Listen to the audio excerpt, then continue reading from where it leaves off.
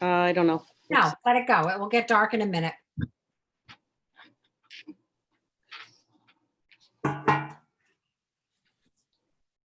That's all right. Your face is good. Okay. You're good. All right. I moved over. Yeah, it's even worse. I don't know. No, let it go. It will get dark in a minute. Okay.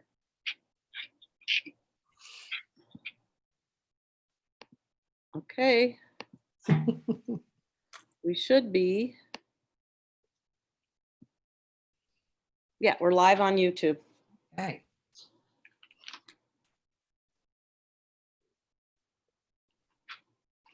Yeah, that's Sunshine. let's see. What else can I do here? Oh, that's better. Well, it's either way, you know. Right. But at least you're good. Your light's good. I'd go back. Go back. That's all right. The wall hanging looks fab. I know.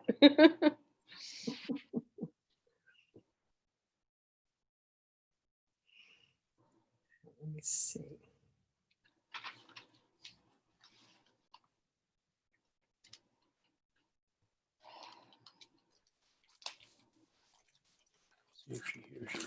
Can you hear me now?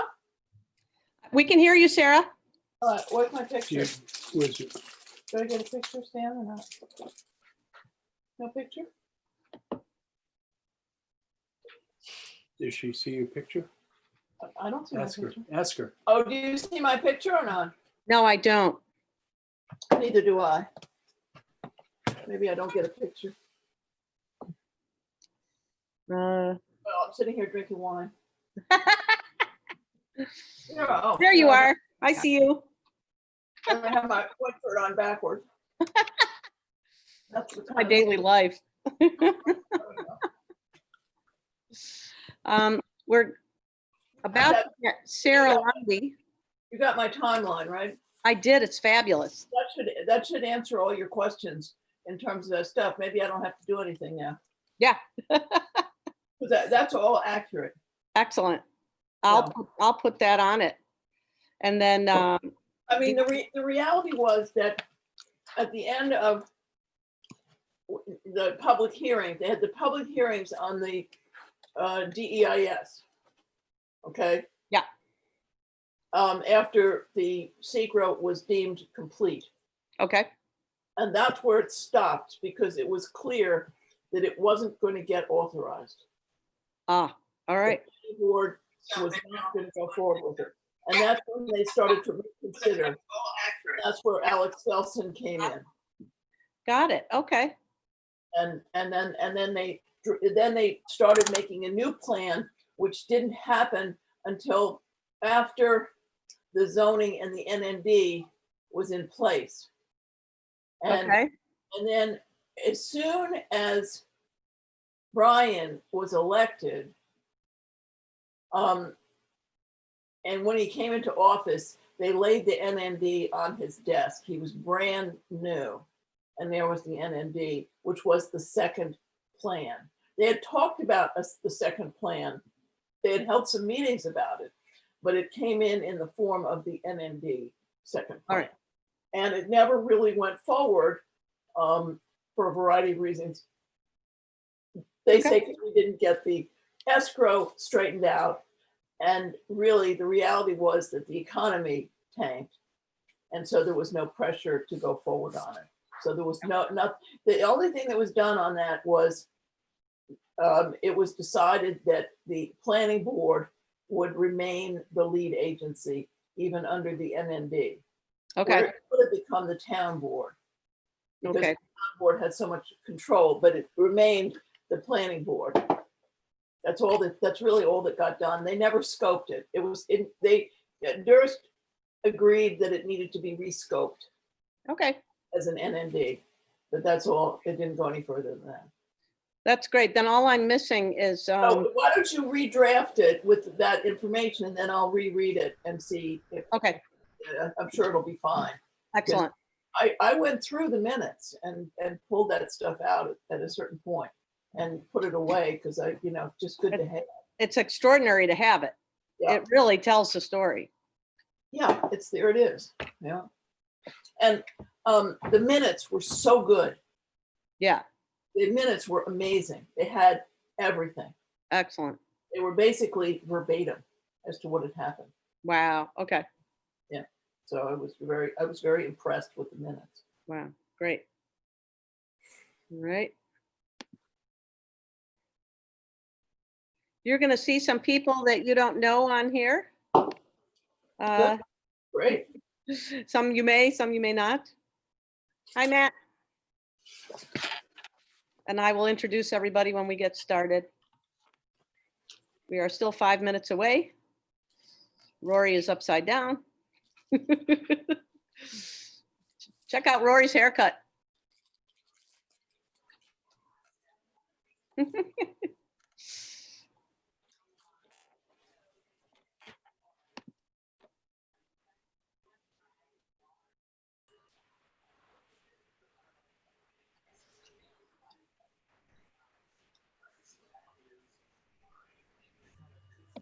Hello, everyone.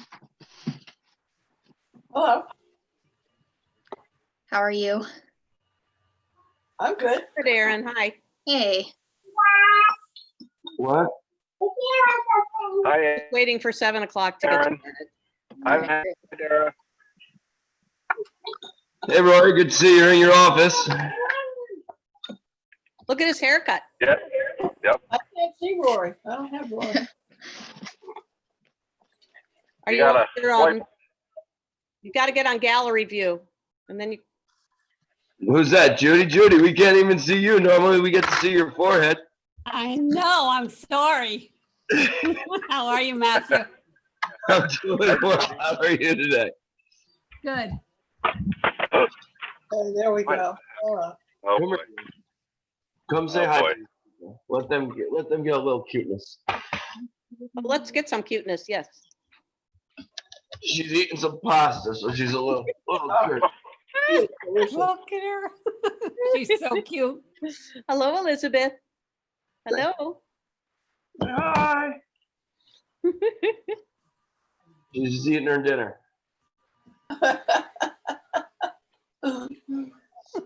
She's on Stan's Facebook video from yesterday.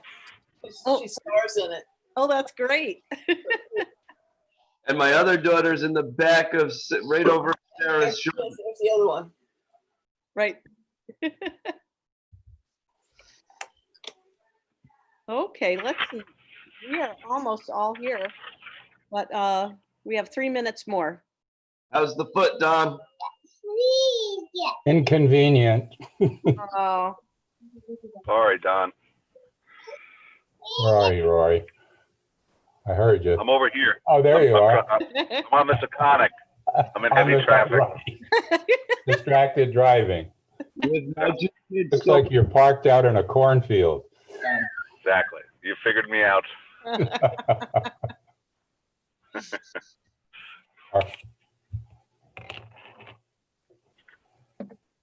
Sue said she is going to join. I don't know if you have other business before our item, but no, you're first. And she did at least try to join. oh, okay. I Just- admitted her, and then I don't know where she is. Okay. She's not visible. Um,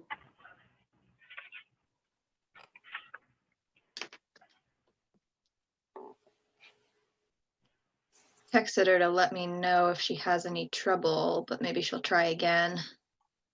okay.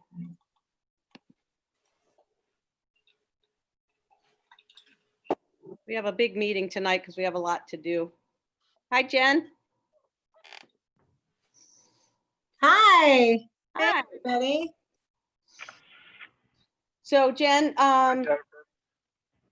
you guys are third on the list, so you're gonna have to sit through some stuff.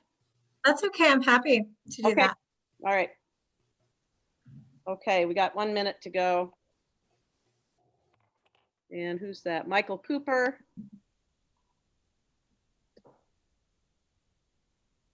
Hi, Michael.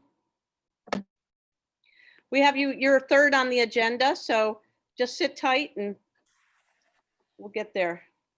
Exciting news today as we go into phase 3 next week. So we'll be talking about that, and it's 7 o'clock. So everybody's here and I'm going to start.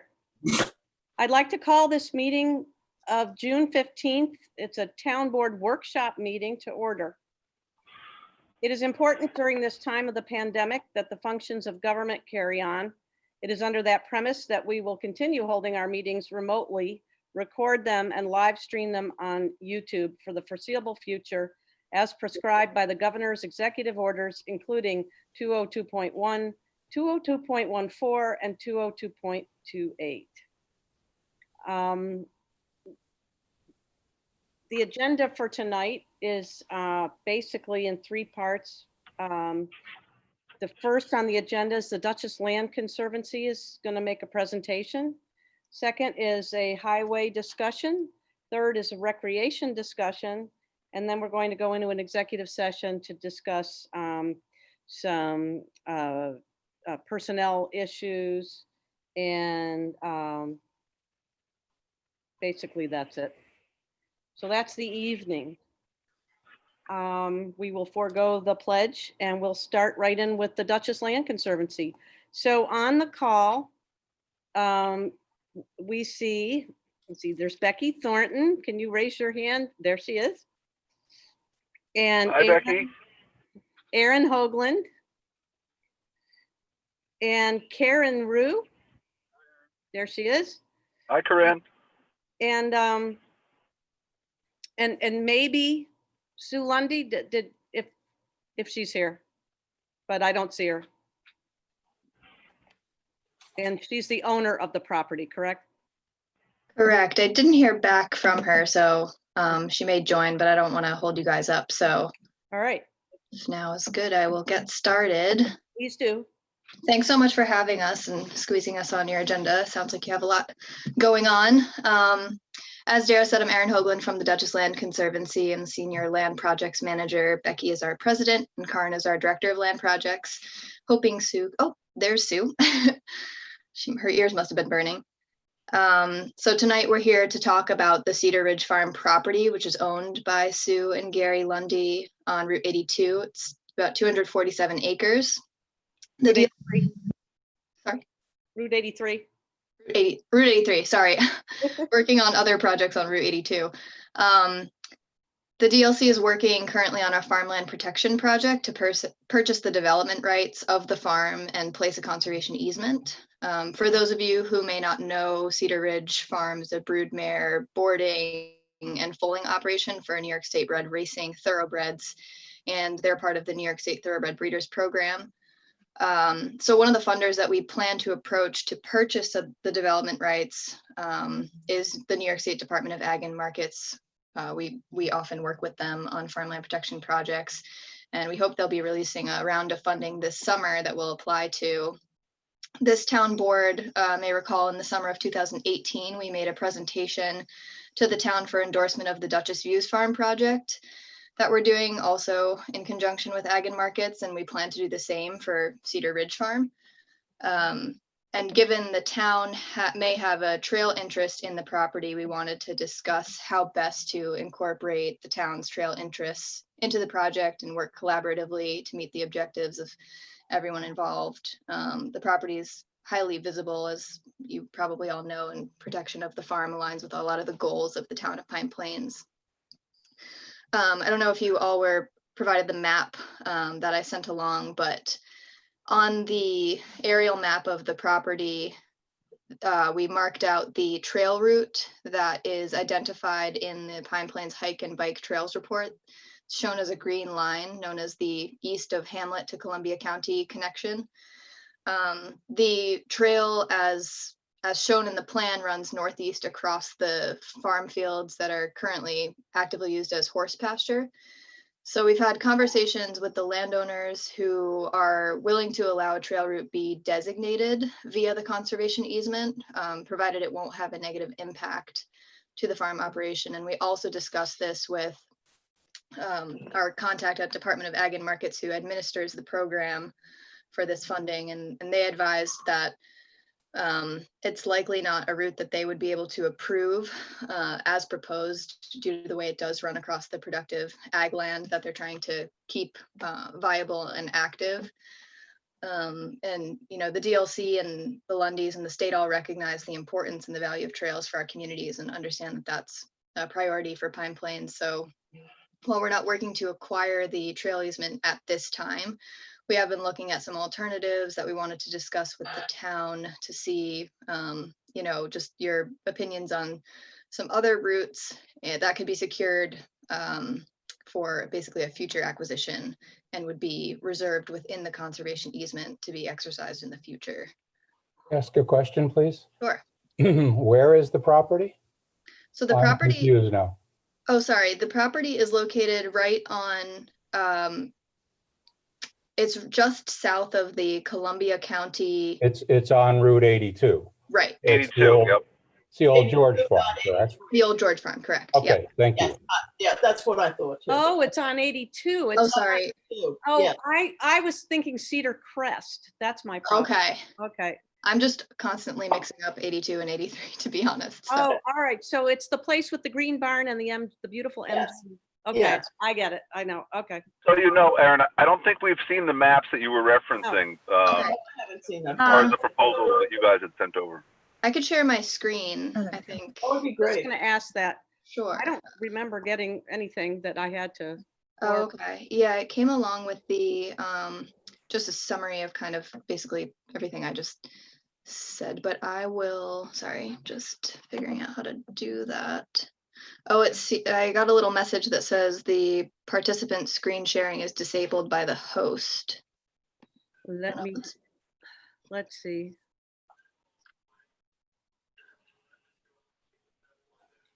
If you look down at the bottom, Dara, there's where share screen is. You might be able to click on that and then see a line that says multiple. Yep. Allowing multiple. And think I just that did it. gives- Okay, let me try again. Okay, here we go. Can everyone see this map? Yes, thank you. Great. Okay. Wonderful. Wonderful. I won't zoom out too far, but, well, I will zoom out and then I'll zoom back in. How about that? Great. So this is the entire property, the Dutchess Columbia line running right here, Route 82. And I'll zoom in now. This is the route that is shown, as I mentioned, in the town trail plan. And I believe this is following an old rail bed that is not apparent anymore, running across the field. So as you can see, it really crisscrosses across the existing paddocks. And, you know, just I'm thinking- happy to share Sure, go ahead. quickly as a memory from being on that committee, but I'm pretty sure those lines that the Trails Committee put down and were accepted into the comprehensive plan are meant to show potential routes. But I think the town is open to any potential transit across properties that would further its larger trail plan, specific routes aside. Okay, yeah, that's great to know. There's no reason why it has to go on that route at all, Okay, right? It could go anywhere. Would be awesome to go anywhere. great. One of the, you know, likely easiest options that we have discussed just kind of among ourselves, local landowner and ag and markets, is the potential to run it, just because it is a small section here, to run it along 82 and then pick up, you know, where it's headed. Does that seem like a viable option to the town? Would be fine with me. It makes sense, actually. Is the goal to get to Ancrumdale? Would that be the goal of that trail, Rory? That's a good question. I believe that it is, though. Of course, we see that massive corridor emerging now that will stretch the 23 maybe miles from Hillsdale to Wassaic. I believe it in a perfect world, one could somehow imagine 100 years from now those being connected somehow. Well, there's amazing rail bed north of Ancrumdale Yes, that runs through Dan Slott's property. yes. That would be a very cool addition. So I think that, how these projects often work, and we're at the start of it here for Pine Plains, but really it'll be the work of future generations to finish this. But the things that we do now, while we are able, go a long way to making it possible at all down the road, certainly. Even if we don't know ultimately how the route will complete itself. I think it's important work. I'm grateful the landowners and DLC have presented this alternate route. I think that makes a lot of sense. Yeah, one of the things we learned from Ag and Markets, we haven't had trail use really come up yet, especially, in terms of a public trail plan that's already been shared, or, you have your route identified, is that Ag and Markets requires that we do predetermine as part of the easement like a trail area as part of the site plan. So that would be, something to hammer out before the easement is placed, only because we want to make sure it is an option. So being fairly certain about where the route goes prior to that would be key. That's an important thought. As what you're proposing is sort of along the road at certain points there. I'm not sure if the section between Pine Plains and this property might not need to be known, but certainly as you head, as Sarah Jones said, towards Ancrumdale and beyond, the rail beds become much more pronounced and easier to sort of imagine them being occupied by people passing along them, as they aren't sort of touching on prime farmland, except for the Lundys there, really, for a lot of their route. I think that our trails plan that we've adopted into the comprehensive plan does a good job of creating what that concept route could be, though these points where we deviate from it are no big deal. I recognize clearly that we'd be close to the road there, as it arcs around the corner. It's sort of a tight, narrow corner as it exists, skirts the pond. But I think that'd be great, even if portions of this are sort of on a very widened shoulder. I think it would help us a lot. And Rory, I think if you look at the properties just before it enters or just before it crosses, Yeah. that's not a feasible route there anyhow. Agreed. Across those small parcels, which are basically their residences underneath the line. Right. We could certainly add addendums or caveats to our comprehensive plan to identify what seems to be failing in this instance, where we've maybe not identified well enough that that it's a concept plan, not meant to be a literal undertaking, though at some points we'd love to be along that rail bed, but it seemed like the most obvious place to put down a rough route.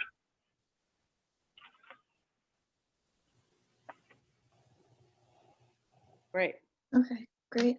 I Well, mean, the issue then that I have is whether it shouldn't come and run all the way along 82 there, since the area to the left of the 82 isn't really viable. Yeah, so we could address that outside of this conversation with DLC and the property owner, the Lundys here. But I think what you're saying makes sense, Sarah. We could probably look at that the trail that we've created and add some language and or alternate routes that are more practicable. Yeah, great. I think it's important that in the agreement that they recognize the potential, and that, That's great, they are conceptually in agreement with the creation of this trail. And because I don't think we're in any position now to put lines on a map, I think Well, we'll just what get Aaron- there no matter what. Well, what Aaron might be saying is, though, the state might need something more commitment from us to move forward with it. Well, that we have to see. Okay. Yeah, and the actual, site planning part, I mean, it would be good to have, at the very least, have this as part of the narrative of our application from the start, which, obviously to a certain extent it is, because like I said, we've spoken to Ag and Markets, but to have a general idea of what's acceptable to the town. And Karin, if you think that I'm not right on this, you may know better than I. Just a general idea of routes that would be acceptable to the town at the start, and then we could further solidify those going forward. I think you're right, Erin. The important thing for our application, and we're happy to come back to the next workshop meeting if you'd like some time to continue thinking about it, is that we just need to identify a corridor on the property in which the trail, once the town is, whichever future generation it is, that Rory put so eloquently earlier, that once the town is in a position to place that trail, that they know it's going to be within that corridor on the property, so that the Lundys and future landowners can make reasonable plans about how they're going to use their property well into the future, without having to always keep in the back of their mind where this future trail may be located, that kind of stuff. And so that the state feels confident that any future trail is not going to negatively impact the ability of the landowners to have a productive farm operation. So, we can certainly. The route you proposed, I find it to be acceptable, unless someone really wanted to walk along the creek and skirt around the backside. I don't know if Sue would want people going that way or not during her time there herself. But I feel comfortable saying today I'm grateful you presented this. Great. I think it could serve town master trail plan. Don, I don't mean to force your hand or anyone else's either, but if the DLC is looking for affirmation, I think this is a great first step in a proposal anyway, from everything I'm seeing here. Well, I mean, if you needed just to have, for mapping purposes, have a corridor, and then flesh the language out as such a place as, acceptable to all parties. In other words, give us the flexibility. If you need the corridor, I'm fine with that, but with enough flexibility in the agreement so that the corridor could be moved as appropriate. If a future landowner wanted to see something different happen there, you mean, Don? Well, what I'm saying is that there would always be the right to a corridor, and it would be basically through mutual agreement. But for demonstration purposes, and this makes sense because it is the old railroad bed, Right. and it is already in black and white, I'm fine with that. But I don't know if the property owner would be willing to do sort of a flexibility clause within the agreement saying that corridor could be shifted. Sure. Depending on the needs of the homeowner or the whatever the entity is that builds the trail. It sounds like the New York State and Ag and Markets and the Land Conservancy are maybe saying as well, though, that we wouldn't, no matter what, it wouldn't be able to go across any of the prime ag lands. So as we see it transversing the fields there, that would be the productive fields. That wouldn't, I don't think there would be a version in which that could happen, just so that's clear. No, I think, don't. though, I don't see maybe that along the fence line or the stream bed, it could come through perhaps and then really circle around the backside. It would be nice if it could go at the base of the high ground and the intersection of the high ground and the fertile ground. I see. Right? And that would be able, so that we would have to then shift the trail to the west of 82 in order to come in someplace on that that little notch of high ground that comes down in there, basically where the barn is. Yep.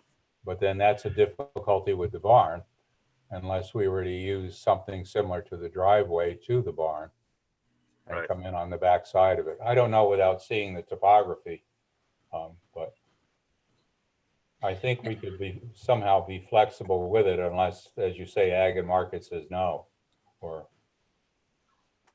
Aaron might be able to speak to that now, but and Sue could speak to the rest of it as well. Yeah, it's hard for us to gauge what their reaction would be. Like I said, only because we haven't had this come up for us before, and I have a feeling it's, you know, it's not a well-established practice within the ag easements to allow trails, but they're trying to be flexible. So, you know, maybe we could propose that they, I don't know if it could be like a choice of one or another routes. You know, I can't speak for them. Just an idea, kind of thinking out loud. I think the language of our trails plan also does not demand asphalt or macadam surfaces on the trail bed. So it doesn't need to be that type of impervious surface if that has any bearing. Okay, yeah, that's good to know. I think another point to consider as well is that we would have to show on the property or on the map where the trail is going to enter and then also where it's going to exit and get back out onto some kind of public highway, a public road, or so that you're not left with a trail that you know, makes its way north through the property, even if that's following the base of the hill, and then ends kind of at a random point in the property line, with the concern that the trail would not be able to be continued onto the next property for, you know, because for whatever reason, and then you'd be left with a right that you wouldn't be able to exercise, essentially, if that makes sense. So, so that's another point to sort of consider, you know, and I think there's likely room for some, you know, discussion with, I'm not going to at all speak for Sue at this point, and I don't want to put her on the spot.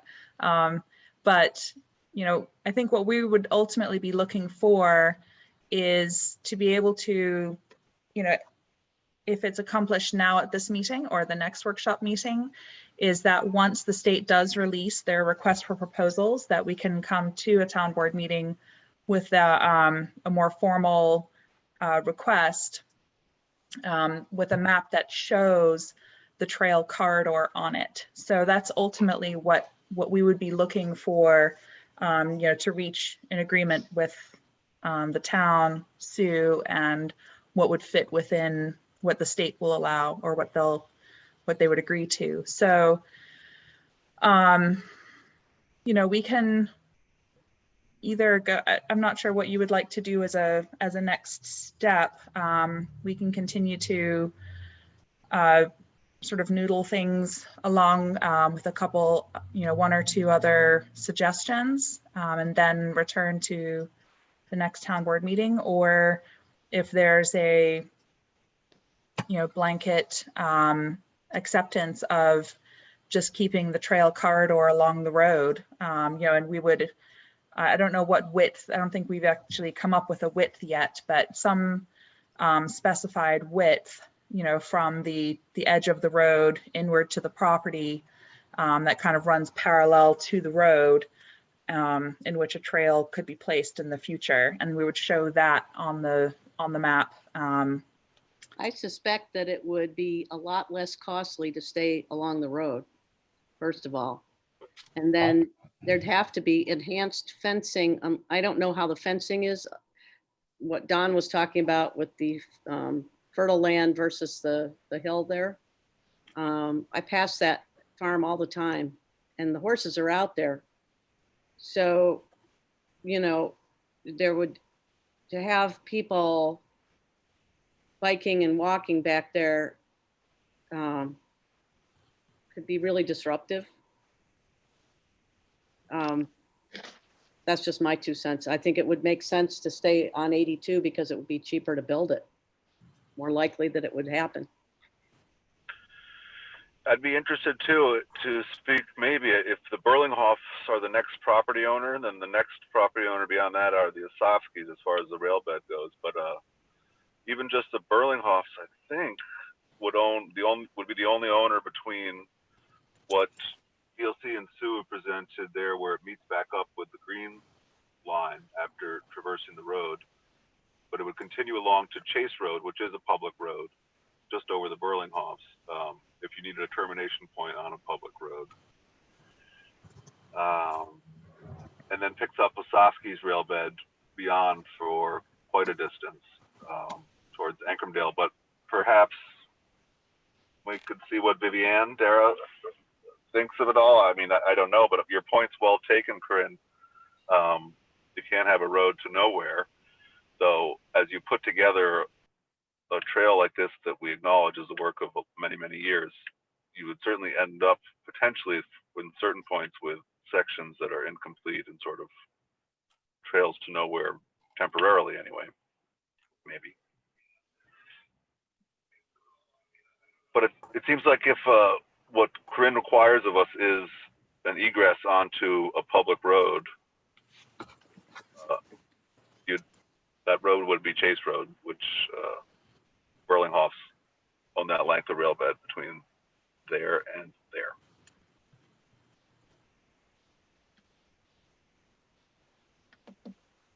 I think we should speak to them before our next workshop meeting. Speak to Vivian.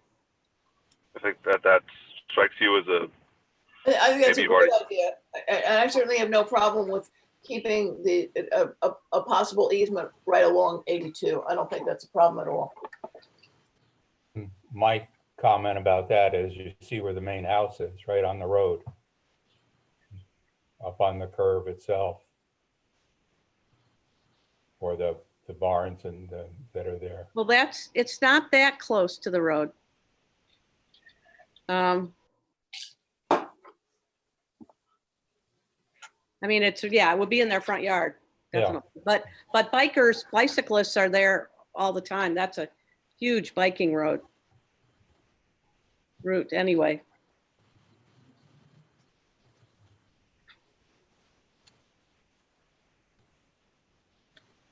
And I just want to clarify, when I mentioned that the trail would have to go back out to a public road, I think it would either have to go out to a public road or meet some connection point that is already known and established, so that you have a full connection off the property is really what I was going for.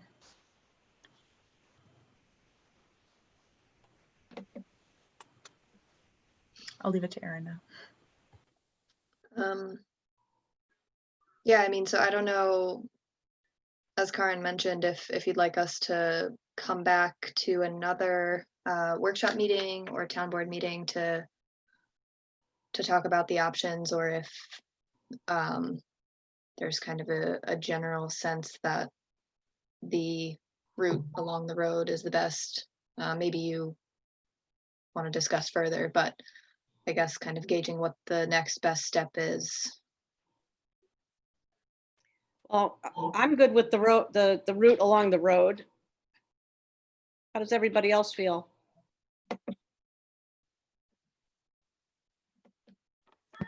Well, the issue is whether it should go all the way along the road on, as opposed to crossing over. This shows the crossover where the rail bed went. Right.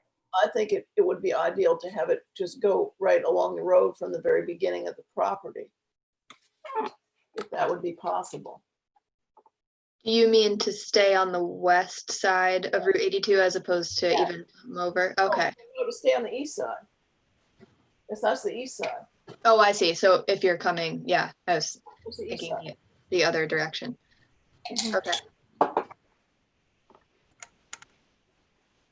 We can definitely speak with the landowner about that, and And I think it really behooves us to speak to the Burlinghoff property because that would be ideal to be able, if we could continue it on that property, because that gets you where you need to be going.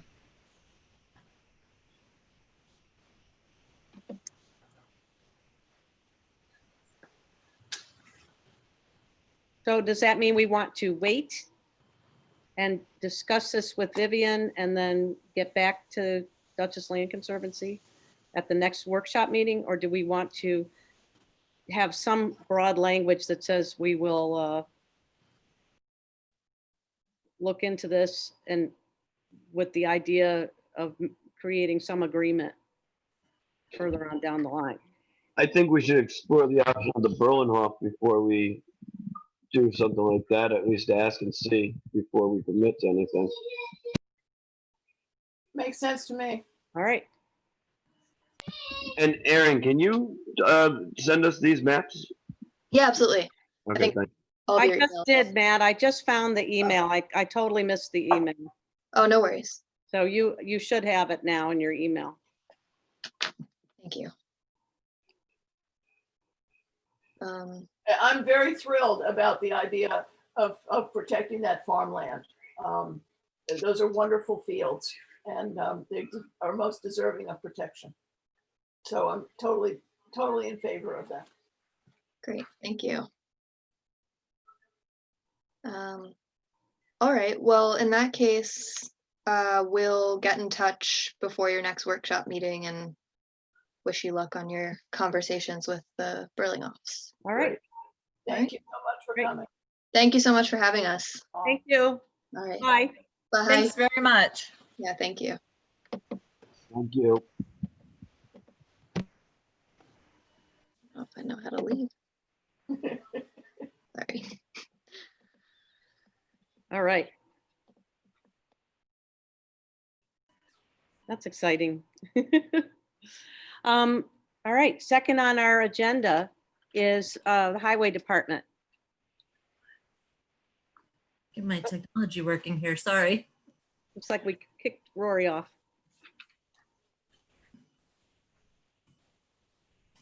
Hold Okay, on a second. We're just waiting for Rory to get back on.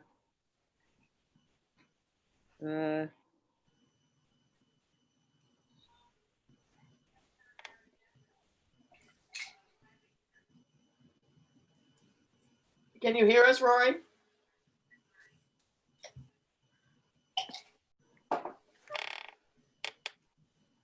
No, I can't get him. Let's see.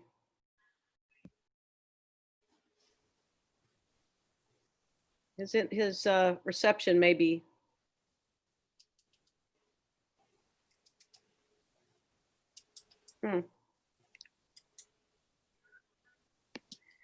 Susan, you can leave now.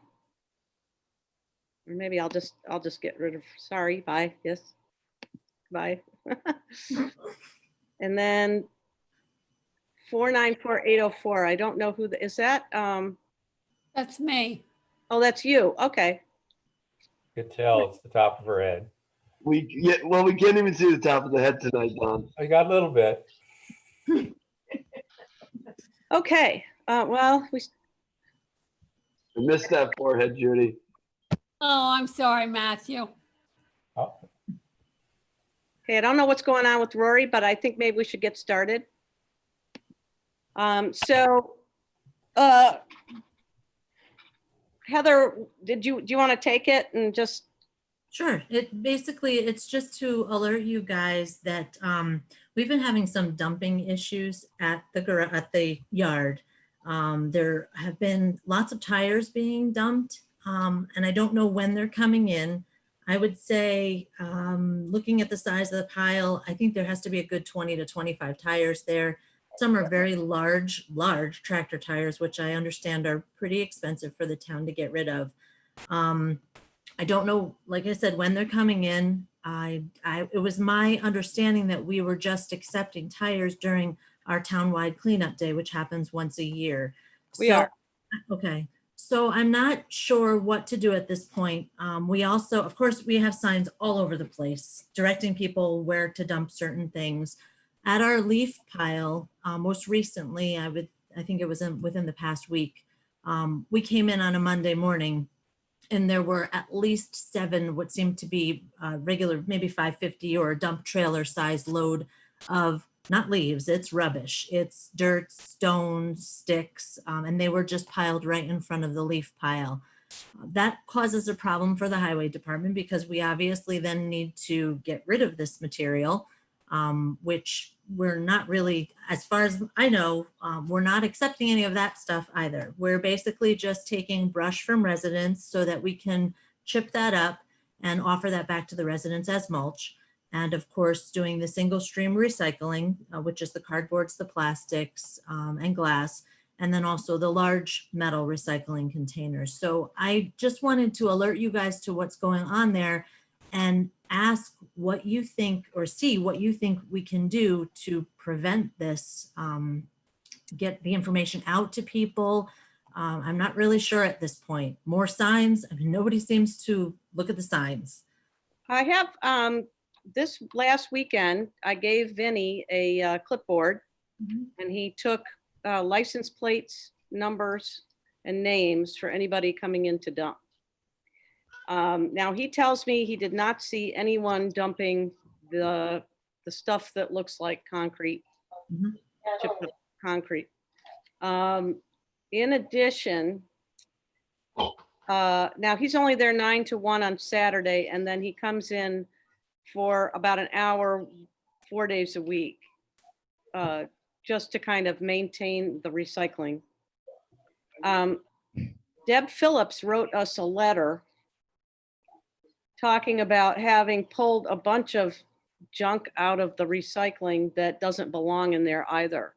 Pool cover tarp, some other plastic item, a vacuum cleaner, work gloves, rags.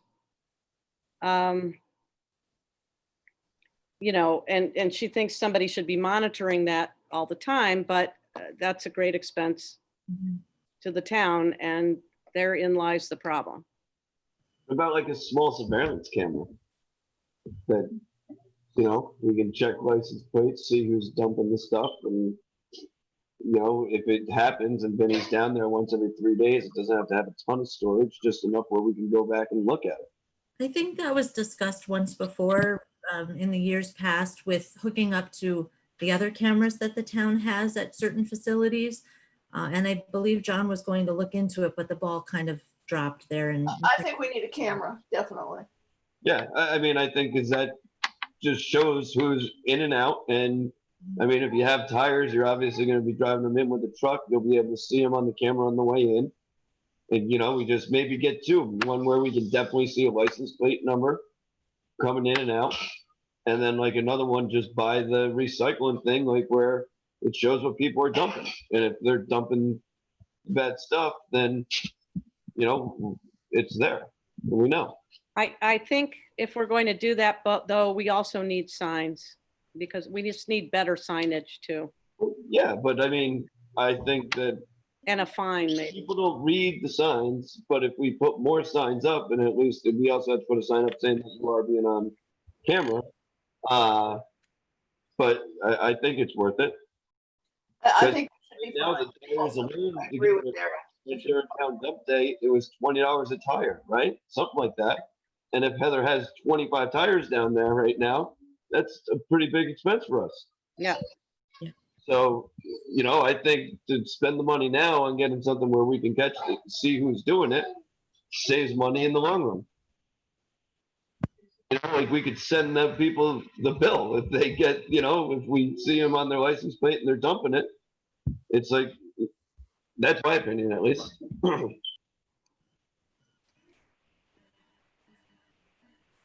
Don, what do you think? Well, I think, you know, the people who are dumping know that they're dumping, they're sneaking it in. Yeah, Yeah, that's what you're getting with the big dumpster or whatever. I like the idea of possibly trying the critter cams just for a while to see if it works. I think, doesn't our police department have them? Pretty sure they do, because they Yep. caught the beaver that way. they're down at the beach. Yeah. Yeah, you know, we're gonna get Herbie, but that's all right with the, I would think that we should just try it for a while. As Okay. far as the signs, leaves only, I think is the sign there now, right? It is, yeah. Yeah, I picked up a whole, barrel of stuff out of that leaf pile one time, and it was, obviously they were cleaning up the shoulder of the road, and it was leaves and sticks and bottles and things like that. It was cleaning out an area. The tires, I've been watching the pile grow. So, and I wasn't sure if the tractor tires were yours or not, but No, none of those tires. that's, One of the problems is when you have a pile of tires there, it sort of invites people to bring more. They go, Yeah. oh, this is where the tires go. Great, we'll bring our tires. And maybe we need a sign, no tires. I think some, right. yeah. It's an attractiveness, Jim. Well, Jim has been ill, so I'm not sure if he's even working. Who is, what'd you say? It says my internet connection is unstable. Oh. But no, what I said is I don't know if Jim's available anymore with the tire guy. Jimmy Casings. Jimmy, oh well. That's what I call him. I know he's been ill or Okay, he's yeah. not doing well with surgery. Yeah. So we can ask him, and if arrangements could be made. Yeah, sure. I was actually waiting to see if we didn't want to just leave them there until cleanup day, which is only a few months away now, actually. Well, it might end up to be that if we don't have a way to get rid of them. Yeah. Right. In the meantime, do you want me to try and get a price on a sign that says no tires to mount in that location where people are customarily seeing the tires? Or because if you leave that pile there, I'm sure more are going to show Well, up. yeah, I'd be more inclined. Anyway, why don't we just get rid of them to Right. not allow people to see them and keep collecting them? We're gonna have to pay for them, get rid of them one way or another, whether it's now or in September. Exactly. Okay. So you want to have them taken out now? Well, let's check with Jim first and see what arrangements he might be able to make. Mhm.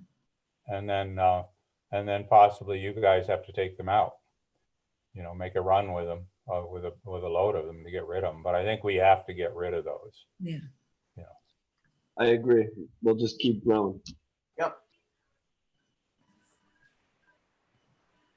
All right. I think, though, that we could also use an extra sign that better defines or more vividly defines what belongs in the recycling bins. So I that thought our CAC was working on that. I haven't heard a word about it. And you remember that we talked to the planning department with their recycling people on a number of occasions that they were going to create signs for us, Okay. more I will talk appropriate to them. signs. You might try Owen again just to see what his, if they still are in business. Okay. But they originally were going to make some recycling signs for us to help us with that problem exactly. But again, it's these people can read, but it's not going to make a difference. If nobody's there, they're going to throw in what they can Yeah. to get rid of it. And if it says paper, that they don't care what it is. Do you think the recycling centers themselves might already have some signs that we could just buy of what's allowed to go into those things? Well, they're on the dumpster. They're on the side of the dumpster, and they're probably an 11 by 14 sign with, bottles and boxes and yes and no's on it. But as I say, it would be nice to reinforce it for the people who are honest to start with. But there's a whole segment of the population that thinks this is a place they can sneak something and we'll take care of it. And that's, and then it just gets passed on to somebody else and they sort it.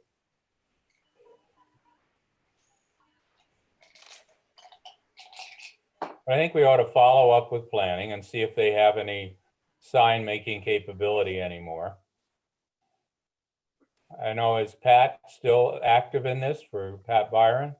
Because she said she really got interested in it. All right. We can contact her. Can you guys hear Rory again? Yep, we see you. Roy. You're Hey under, guys, sorry, yeah, the CAC has not touched upon it, Don, for a little while at their meetings. Obviously, they've been out of session as well. Right. But I bet if Pat knew there was a couple $100 in a budget item that she could purchase some signs with, she'd be thrilled to do that. Well, I Okay. think that's a great idea. So what we ought to check with planning first, because as they say, they promised us signs on a number of occasions. Okay. But after that, I would wholeheartedly support, some well thought out signs. Okay. In the meantime, I have Vinny at least screening people who come in now. Good. All right, what else? well, the screening people though with Vinny though, just quick, like Vinny's there, like those people aren't gonna be doing anything really bad there. It's the people I think that aren't coming in during Vinny's hours Exactly. don't need the help that are gonna be doing. I think, the people that Vinny sees on a regular basis know what they're doing. Like it's the people who are showing up when Vinny's not there is I think who we had to be worried about. Right. There was a concern that maybe something had snuck through on a Saturday while he was there. Yeah, that's when it He's appears not that- walking. He's not walking back to see what's in your trailer when you go back to the leaf pile. Right. Right. So, But if he's keeping a log now, we'll know if we see something suspicious where it's coming from. So I think that's a good idea, definitely. All right. Anything else, Heather? Not for the department meeting. No, I'll have my regular report for the town board meeting. But nothing unless you guys have anything else for me tonight to discuss. Heather, how are you? We had the question about different ways to accommodate you for the phase 2. I Right. mean, what have you done, or what are we doing, or? Right now, we're still with the door. There's a letter on the door that says if you need assistance to call. And I have had a couple of calls where they come in. They haven't come upstairs, but the door is still locked essentially. I'm waiting for you guys to decide what we're doing if and when the next phase happens and how much we're going to open up. We're basically just following your guidance at the town hall right now. And I believe you're still locked with knocking to enter with masks on. Yep. Okay, so we're basically just following the same guidelines. The other question is when is our auction? As soon as if you want me to talk about that now, I can. We're waiting on the equipment. Because of the pandemic, the factory or the factories have been closed. So everything is delayed. Ford, the truck is delayed. It's not even in the production line yet. I was told once it gets in the production line, it should be, I believe she said, possibly 8 to 12 weeks. So as soon as it gets in the production line, they'll let me know about that. The truck body, I just called on that a couple of weeks ago, and he said, again, the factories were shut down. So that's delayed as well. He thought that we were supposed to get that in the next delivery or his next delivery, but the girl that he needed to check with was on vacation last week. So I can follow up with him. I didn't do it today. I can follow up tomorrow and find out exactly where we are with that. But everything is on hold for auction until we get the things to replace those pieces of equipment. Have you used the boom tractor, the boom mower? Oh, yeah. Have we been having any problems with it? Did it seem to solve that overheating problem or whatever you had? No, everything is fine. Good. In the beginning, we had issues with a wiring harness in there that turned out to be the end result of all of the other codes it was throwing. But we've been out. We actually started, when the guys came back to work, May 18th or thereabout, the tractor went out, and we've done, the whole town pretty much has been done once already, and where we started is needing it again. So I'm sure we'll be going around again. Okay, thank you. Everything seems to be fine with it.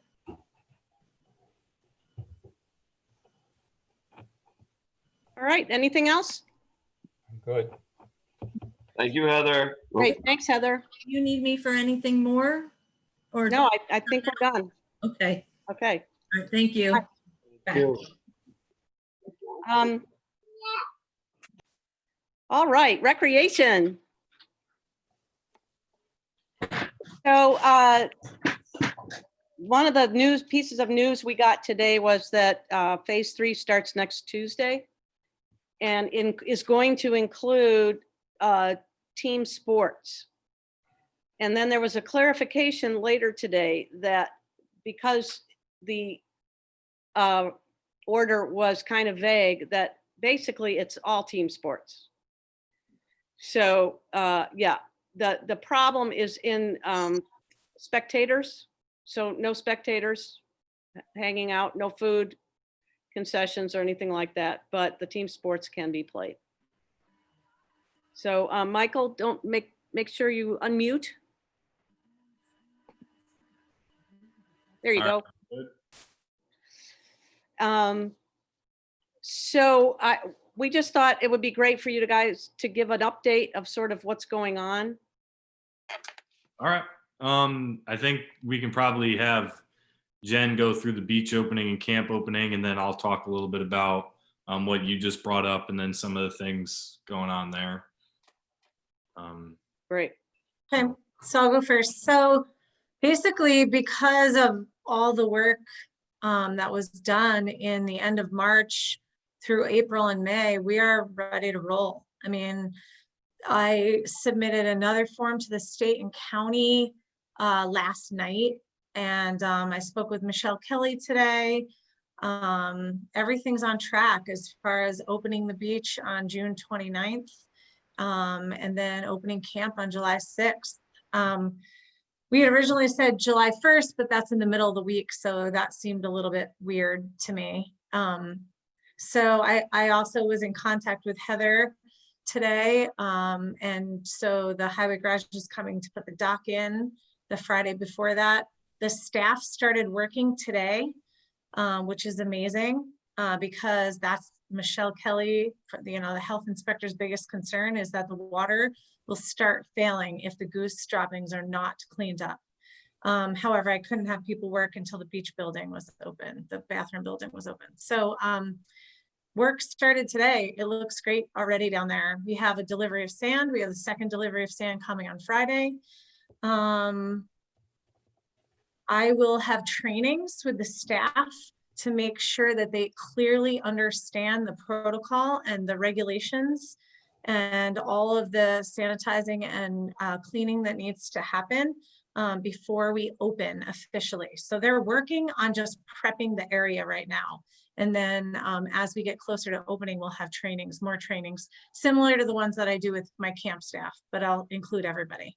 I even found in the like 8-page new regulation thing that came out, a little clause where it says children in day camps and daycares do not need to wear masks. Yeah, I saw that too. I mean, because what I had said this already to Michael and Matzik and Dara, if there was going to be masks required and 6 feet distancing, I was not going to run camp because I will be calling 911 on a daily basis with kids with masks on in 85 degrees. I couldn't do it. So anyway, so I'm feeling really good about that. I'm feeling like we're prepped, and I'm going to be honest, my #1 goal right now is working on communication between all the departments. That's like my biggest goal. I think it's really important. So that's where I'm focused right now, just to make this place, it all work out. It all works smoother. Alice has all of the employment stuff ready. I do want to let you know that I put in an additional employee recommendation letter, and I have that in today in your mailboxes, because we originally only had 2 lifeguards and we can't open the beach with 2 lifeguards. So we've gotten a ton more applications. I'm working with Stanfordville to share lifeguard staff, because they're in a place where it's very up in the air right now. So it's kind of nice for the 2 towns to work together, because if they don't open or they open late, we can share staff to make sure that we're able to do that. I also have one of the girls as a WSI, which means she can, great. I don't know if swim lessons will go on, but in the event that that happens. And that's And I also also- good because they can test the kids to use the water. Campers. That's a right. big asset there. Campers can't, I usually have to hire from outside to bring a WSI in if we can't find one every Monday for camp. So do you have any questions? Because I know there's a lot. I know there's a lot of regulations. There's a lot of protocols. Are you planning on doing swim lessons down there? I'm open to it if we're able to. I think it's Yeah, really it- important. It was something. It was something that we looked at, but then this whole thing happened. But regardless, you need a WSI to certify the kids every time for the water. So that's really For camp. They have swim So, lessons. so that's one of my goals, Matt, is to get the swim lesson program beefed up. I mean, we live in a town with a lake. I'd really like to see swim lessons. So they haven't gone on for 3 years. Swim lessons haven't happened for 3 years. So Stanfordville has a program where there's 65 kids enrolled in their swim lesson program. I would like to beef it up and get work towards that, and then maybe have mock meets and stuff like that. So That's awesome. and a great resource for that is Alice's husband, because I believe he started the Stanford Sharks in Stanfordville You did, yeah. back in the day. So I definitely think that would be something awesome to have going forward. anybody have any other questions about what's happening or? Kids, like limited attendance, right? Can you say it again, Matt? You're going to be having limited attendance at the camp? So Michael and I met last week and opened registration. We put out notices, and basically what we decided to do was have residents only. Originally, it was just going to be residents because we were only going to be able to have 25% capacity. But now that we can have close to 50% capacity, because I can keep them distanced with 10 groups of 10, we decided we would give residents a chance to to register, and then remaining slots would be filled with non-residents through a lottery system. So right now registration's open. It's not full, although I don't know if you noticed, Michael, but it's getting a little bit hectic. People are definitely registering, like Yeah. I mean, we've got like we're- ding, ding, ding, ding on my phone. Yeah, because So, we did set that limit that we had for a number of registrations. And I mean, within a day, we have, well, now it's been a few days, but we've already got 30 people signed up each week. And so that might be different families who chose 2 weeks or whatever. So we've got a lot of people are watching this. Can you just give them a site, like right now, tell them a site that they can go and register? So right now, if somebody's watching this, they just have to type in Pine Plains Family ID. The first link that'll generate in Google should be the Town of Recreation Pine Plains. You click on that. That'll take you to our recreation homepage, and the first little icon there is the Pine Plains Summer Day Camp with the description and registration info. And they just fill that out. And if they've done it before for other programs, it's probably like 2 clicks and they're all set. because their information saved in there. The payment, though, they'll have to bring that first week of camp. So there's no payment online when they come to camp. They'll then pay. So, the big thing is that because there's not too many other options for children right now out there, because everybody's shut down, that's why we put the limit and are letting Pine Plains residents register first, because it could potentially fill up pretty quickly. I bet it will. Well, swim lessons wouldn't happen. Would you have to be a part of the camp, or would those be a separate thing? Can you say it again, Matt? Sorry, I didn't hear the beginning. If swim lessons were to happen, would you have to be part of the camp, or it would just open up for certain age groups, to whatever? Because I have a 3.5-year-old where Yeah. I need. So I'd prefer to see it be, I would prefer to see it be outside of the camp, start first. That way we can cater to different age groups at different times. When they're in the camp, it's a little bit tougher because it's a group of 10 instead of having smaller groups, so that's what I'd like to see first, and then move. It depends on how many we can have. I think, okay. Yeah, you'd want to do the swim program separate too, just because I believe the requirements in terms of the supervision, the type of lifeguard certifications and stuff you would need to do that as part of a camp is a little bit different, because I know, I believe it's the town of Washington, they have someone from the outside come and run a swimming lessons program at their facility. And so the person running the program themselves, they just, like, the person runs their swimming lessons at their facility. So it's providing the swim lesson for them, and their town doesn't pay for it. And I know of a couple other places that have that arrangement. So we can definitely look into that. I mean, we were hoping to do something like that this year, but then, you know, our priorities kind of shifted to just doing camp as safely as possible. But now that stuff is starting to open up, we can definitely look into and formulate some of that. One of my coworkers at the high school, she does swimming lessons at Bard.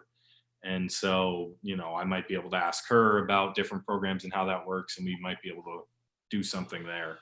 I'm going. When we've done it in the past, we always did swim lessons in the morning before camp, before campers got in the water to have swim sessions. That way the water was strictly for swim lessons, Monday and Wednesday mornings. Yeah. Yep. So with the beach and the camp, you know, me and Jen, when we met, we talked about how, you know, I think with all the work that she's put forward, it kind of puts us in a really good spot to be open and ready for that. I'm not sure of many towns in our area who are actually prepared to take these steps now. So it might be a kind of a magnet for people to come and kind of see, you know, our mountain, our lake, and all that other stuff. So, you know, it's pretty exciting in that regards. For me, in terms of sports and stuff like that, we've been talking with I don't know how to say her name properly. How do you pronounce it? Raluca. Raluca. Raluca. Yeah. Yeah. So I've been emailing with her. They're hoping to do a soccer camp down at the fields. I'm going to meet with her on Wednesday, and we're going to look at the fields and stuff that they would like to use. So just to remind you guys, remember the Gold Fuchs. Christian Fuchs is a professional soccer player from city of Leicester. And they have a house here. So he's the real deal. Yeah, and so I believe their Fox Academy is, you know, kind of the venue. They do coaching and all sorts of stuff. They actually have an academy further south in the state, and they want to do a camp up here. I'm cool with that as long as, you know, we are safe to do that in terms of governor guidance, which we should be. If everything goes to plan, you know, and we don't get pushed back, I believe July 7th will be phase 4, and that's when everything is good to go. So by that point, you know, they're planning on doing their camp July 13th through the 17th, and then August 3rd through 7th, and that is past when phase 4 would happen. So as of right now, it's kind of a good to go thing. I know that for an outside group to use our fields, because last year we did it with a baseball group, they had to provide a certificate of insurance, I believe. And then I wasn't sure if, because when last year I had a baseball team, a travel team was using our fields. I mean, they ended up giving us the money that they raised in the concession stand because they had volunteers run it while they were down there, and that ended up covering the cost for the lime that they used. But members on my committee just wanted, like, they were a little concerned about it costing money and stuff like that. And I just wanted to ask you guys, like, how do you feel about the use of our fields? Should it be something that we charge, or should it just be something that we allow people to use as long as they have the insurance? I mean, because right now there isn't really a high demand for our fields. And so I think at least as long as we bring in a program that people in our community have access to, I think it would make sense. But I just wanted to also, you know, inform you of the flip side, where there is, you know, some people are wondering, like, hey, like, you know, the use of our field and that kind of stuff. If they have the insurance and they're allowing the town's kids to play, I mean, it's bringing kids to town. It's using the fields, which is good for the fields. You know, like those dirt infields will just have weeds if they're not being played on all the time. And I mean, if as long as it's not interfering with any of the town-run programs, I think it's a good idea. That's my personal opinion. Are there any costs associated with this particular program?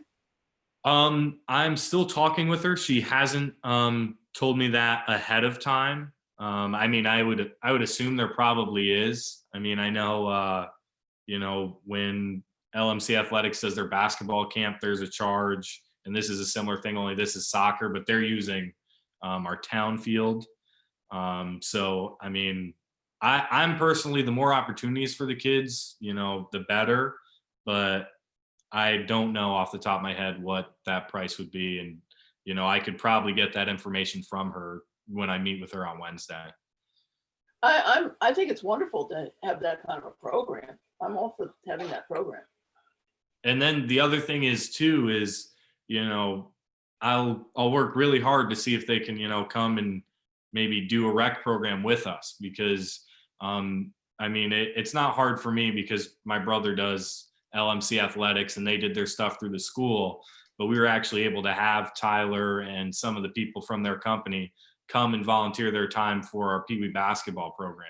So I think, you know, giving them the opportunity to use our facilities then helps them, you know, prop up our programs and helps the kids in our area. I'd love to see that. I think that'd be really exciting. Yep. Then the other thing, and I know all this stuff has been updating, sports practices, limited practices, right, can start the 23rd. Correct. The last information I had was that could only be like groups of 10 for practicing, but I'm not sure, because as long as they're socially distancing, you know, the practice thing. So that was just a little gray area I wasn't sure about. I'm not sure either, but I can easily find out unless you can find out through Ron Hicks and Rachel at the county. But let me ask that question. Okay, excellent. Because that's just the one caveat there. I want to make sure we're not doing anything that would be, you know, not appropriate for this situation. Okay. And then following in with that, competition could occur as soon as July 6th. Correct. That email you sent me, Dara, I believe also said it's the same for adults. Yes. Okay, so because there were people who are participants in the men's league softball program that were really curious about that. Yeah. So with that information, then I can pass that along to them. In regards, because usually we have a field cleanup day, and you know, to make the fields playable, usually volunteers and participants would come down and, like, we would rake up the fields, we would redo the surfaces. I was wondering if I would be able to do stuff like that as soon as next week, depending on the phase we are in, where we have the people come and do that. As long as they are distant, I would probably ask them to see if they could come and, you know, bring a rake and a shovel, and we would all kind of, you know, tidy up the fields a little bit. So those are some things I was looking at, but if not, I mean, I can also, you know, wait until phase 4 and just get what I can done, you know, myself and with whatever coaches there are. No, I think that's perfectly legal. Okay. Because that's the thing too, is, you know, I mean, I just don't want to, you know, invite people down to help pick stuff up and then we're all in trouble. Yeah. You know, No, masks if they're not, you know, able to socially distance, but if you Okay. can, you don't have to wear the mask. So just keep it. All right. And that was the same thing too then. I mean, those are pretty much all the things I have going on there. In line with the soccer camp, I was also reached out to by the people who did travel baseball last year, and they were wondering if they can use the field. So as long as they provide that certificate of insurance, they'd be able to do that as well, as long as it doesn't conflict with our stuff. So I'll make sure that gets scheduled properly. And I think that's pretty much what we have going on. one of the things actually, and actually this is Jen, I still just got to email you the contact info I have from State Chemical on like cleaning supplies and stuff like that. So you have access. Oh, to that. right now, Alice was working on getting different cleaning chemicals and supplies because we need to make sure it follows like codes that are all in these Yeah. documents. Because I was contacted by a vendor, and then like I could pass that along to you and then to the members of the board as well if you guys, you know, want to look at different vendors or something. I'm not entirely sure how, you know, all this cleaning stuff is going to be going, but I was contacted by a friend of my brother's from back in the day, and he works at State Chemical and they have stuff. So, you know, if you guys wanted to look at that and see if it's competitive or not. So far, we've been stockpiling every free gallon of hand Yeah. sanitizer that we could Good get. thing we live near some brewers, you know? We've been literally driving around getting hand sanitizers. But, and the state just gave us 4 more gallons. So, but yeah, we'll stay on top of that. Awesome. So that's pretty much there. Do you guys have any like questions for myself or anything that you guys would like to see as we kind of go through this? I was asked about the volleyball nets being put up for the varsity girls to start practicing a little bit, like socially distanced, not the whole team going down at once, but just so they could like hit them around. I know that you put them up and take them down because you don't want them to be vandalized, but if that's something that could help, maybe we could coordinate with them and give them like a time or 2 a week, like tell them. Yes, Jen, sorry. Well, I can just, maybe they could do that if I forward. So I have staff working, and the way that I coordinated that is by creating an email sign up system. So there are 4 staff members, 3 hours a day. And when the next load of sand comes, there'll be sand on that volleyball pit. Is that where you're talking about, down at the beach? So maybe those maybe they can come while the staff is working, like the staff can put the net up for them. You know what I mean? And take it down. The other thing is too, is, your email, and I'll let you guys just deal with. I just, you know, like she reached out to me, so I told her I would. because I could go down there and set it up too. You know, like if it's just like if we schedule an hour, like for open net or net night, the same way we did the s'mores night last summer. I mean, I could go down there for like a 2-hour window to have the nets up there, and you know, if they're not socially distancing, then I just take the nets down and we wrap it up. But I have no problem giving them another opportunity if we need. Well, appreciate that. And you guys are doing a phenomenal job, and I appreciate all the legwork that you guys put in to get this going and to open the beach. It's very impressive. It was a lot and probably very stressful. It So was huge, and that they had to kind of file their plan with the county and everything, so it wasn't usual. It wasn't the usual prep. It was over and beyond. Yeah. So Thank you. Thank you. yeah. Actually, too, just one thing that sparked my memory is because when me and Jen had the meeting, the health department thing reminded me. Seaweed and stuff like that. I wasn't sure if any of you guys on the board have like a contact with DEC or something that we could look into getting a fountain that would like stir up the water there, because I know like different parks and stuff, they have just kind of like a gravity pulled fountain system that's in the water there, and that just keeps the water from the bottom circulating so the seaweed doesn't build up right in our swimming area. Because I remember last year, you know, we would have the people go in there and rake it, which kind of worked, but that was part of a solution to reduce the bacteria in the water. And so I wasn't sure if any of you guys would know if there's like either a grant available or something where we could contact DEC and do that kind of stuff. I know this year it's going to be tight. This year it's impossible. running all the time, or just? I'm honestly not sure how it works. I just remember last year before it kind of took off is that some rec areas, I believe Wilcox Park, they have it, and it might run all the time. It might not. I'm not entirely sure, but I just think it might be a solution we look at that, you know, just keeps that water cleaner. And, you know, it might even scare away geese. I don't know if they like getting hit by water or not. Have you No. looked at disc golf at all, Mike? I've looked at You some. guys, I'm sorry. Wesley is trying to text me. He's sitting right in the same room and he's trying to text me. I mean, he has a contact. He's trying to say he has a contact. That's why I was shaking my head. So you have somebody I can contact? He, Okay, perfect. Then we can look at that. Great. You also might try the Twyla people, because Okay. they've done some pretty extensive research in this.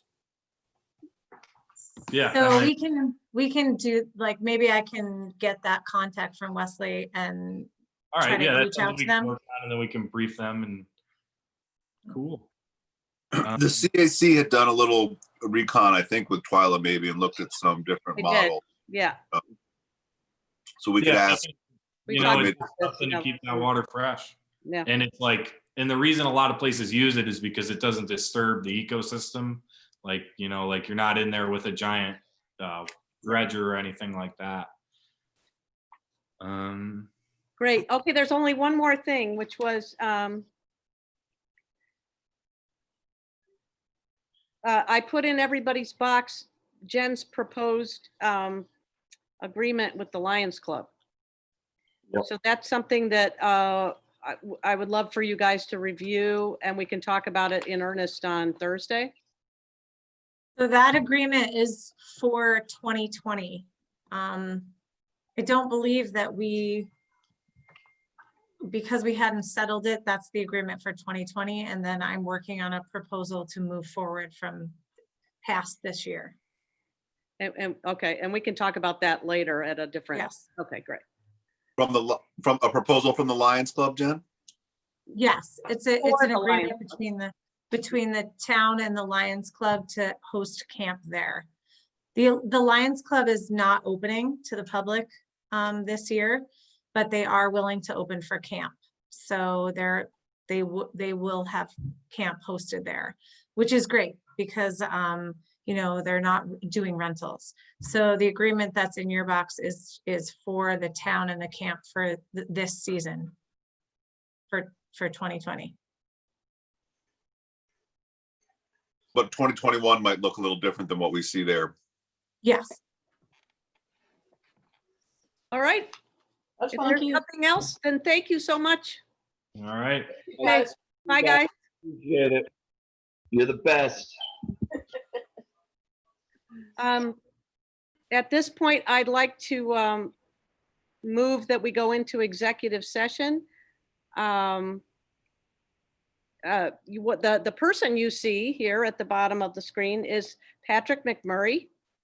And I wanted to introduce you to him, and we could talk in executive session about the Board of Assessment review. Oh, that's why I'm here. That's why you're here. Could I have a I second? honestly wasn't sure. The principal was calling me into the office. All right, hold on a second. have a All in second. favor? Aye. Who Aye. did the second? Rory. Okay, so thank you, Judy. We won't be making any decisions. All right, who's gonna bring us back and adjourn then? Matthew, he's so good at it. I'll second him, I Matthew promise. loves to do that. Okay, so Matt and Rory will bring us back and adjourn. Yep. Okay, thank you. Thank you. Good night. Matt Zick, you're muted. Sorry, I'll take that responsibility, Judy. Aye. You're a good man. Here's my forehead, Matt. All night. I like you. I love you. Bye. Bye. All right. So everyone, this is Patrick McMurray. He can talk. I've sent you his resume We're probably still live, right? 2 weeks ago when the BAR was meeting. Dara, And, Dara, yes. are What? we in executive session? Oops. We're wait a still minute. live. If Yep. we Hold are. on a second. Oh. Stop recording, and we want to get out of